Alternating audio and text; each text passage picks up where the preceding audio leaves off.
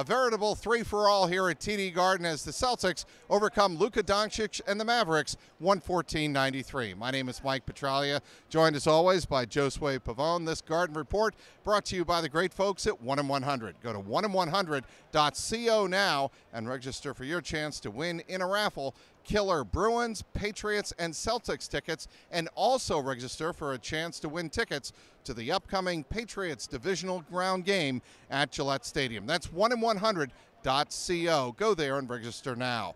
All right, the Celtics didn't have Kyrie Irving again, eye injury as he's recovering. Brad Stevens said before the game he is getting better, but no Kyrie Irving in this game, no Robert Williams, and no Marcus Morris, but still the Celtics were able to overcome all of that thanks in large part to the effort of Gordon Hayward. He was 2 assists shy of a triple-double coming off the bench. Yeah, he was tremendous, Trags. Coming off the bench, the Celtics need someone like that. Right. And I think Gordon Hayward has been that guy in recent games throughout this homestand, and I think that that's something that Brad Stevens is going to need from him, especially with so many guys out.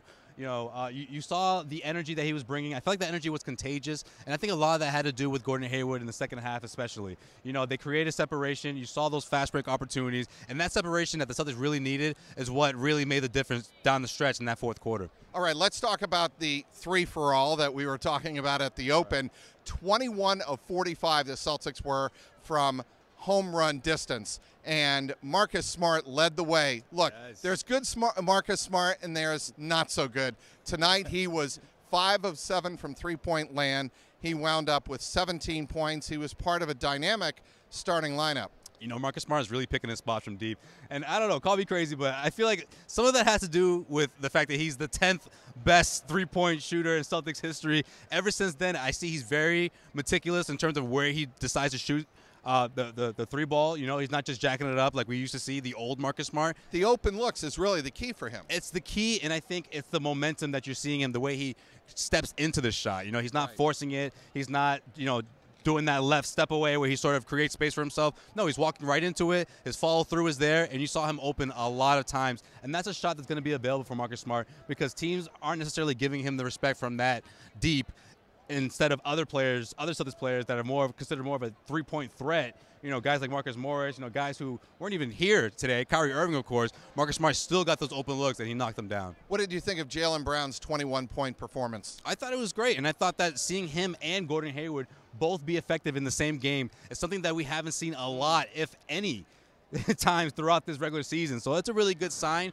Clearly, there's going to be some sort of change in terms of the starting lineup when everyone is healthy. But in the meantime, that's something you want to see from those two guys. Both of those guys being productive when they're on the floor from that wing position and giving you solid minutes. I asked Brad Stevens before the game, what is missing when Marcus Morris is not in the lineup? And he told me dependability. You know what you're going to get from Marcus Morris. And I thought some of the inconsistency was again there for the Celtics. They were up by 17 points in the first half. A 10-0 run got the Mavericks back into this game.